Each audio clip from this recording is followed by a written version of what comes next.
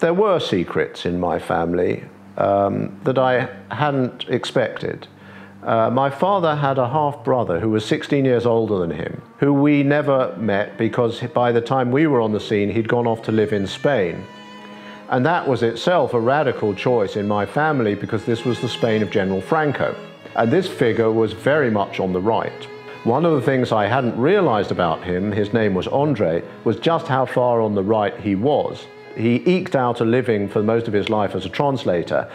He'd converted to Catholicism, and he would write screeds, I'm guessing on his kitchen table, that he typed up that were vehemently anti-Semitic diatribes based more or less on the protocols of the Elders of Zion. None of us knew that Andre was the product of a liaison between my grandfather, this is why he was the half-brother, and a young Russian revolutionary long before the First World War. Her name was Sofia Krylenko, not Jewish, revolutionary on the left. They had met somewhere in Europe in 1907, 1908, produced Andre.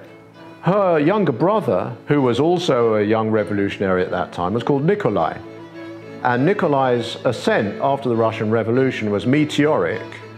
And by 1918, he was commander-in-chief of the Russian armed forces until he was appointed by Lenin to become the Procurator General of the Soviet Union. And he remained in that position, the man responsible for conducting the show trials, until he was toppled from power in the terror. In other words, in my family was a not terribly distant relationship to one of the most powerful and terrifying figures in the Soviet Union. The narcissistic enjoyment of writing about your own family cannot be exaggerated. It is fantastic to immerse yourself in a story that is not yours and yours at the same time. I wanted to conjure up the world that produced my father, to explore his background, the parents who had shaped him, the siblings who had shaped him, the home life and the streets and the neighborhoods that had shaped him. He was a man that I enormously admired.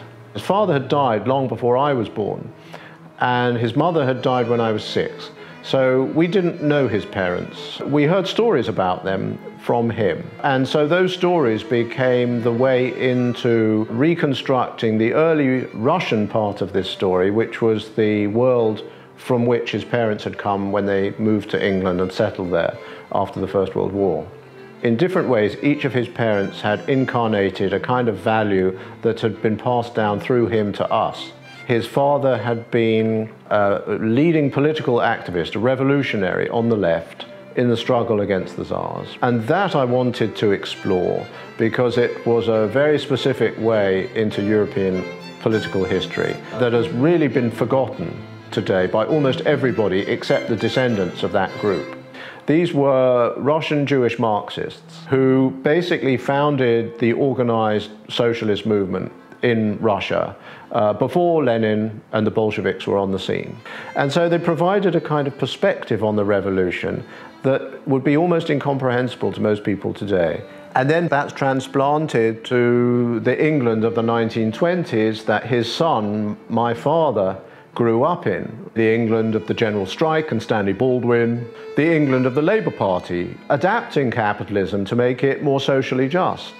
And then the values transmitted again through him to his children, to me, in the late 20th century, when a lot of people think of capitalism in its current form generating terrible social problems, terrible inequities, obscene wealth, great poverty, breaking up communities, and looking around for ways of thinking about this and thinking about alternatives. And the durability of different traditions of socialism, different traditions of thinking about capitalism critically, seems to be something to be valued because there are resources in there for us today.